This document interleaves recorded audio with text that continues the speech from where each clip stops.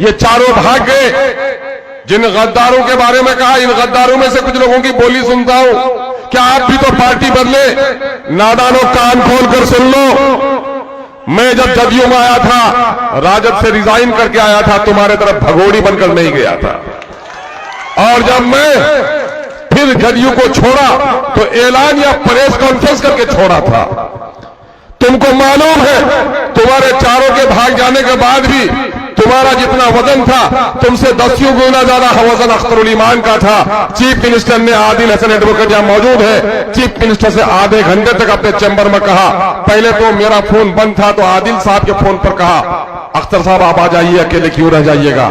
जब उनसे पुलिस की पैरवी, जब जुल्म हो रहा था कुछ जगहों पर, भाजपा के लोग फसाद करा रहे थे, मिलने के लिए गया था तो वजीर आला ने कहा, अख्तर साहब हम चाहते हैं कि आप वजीर बनिए, आप पार्टी चुनिए, हम आपको वजीर बनाने के लिए तैयार हैं। बेगैर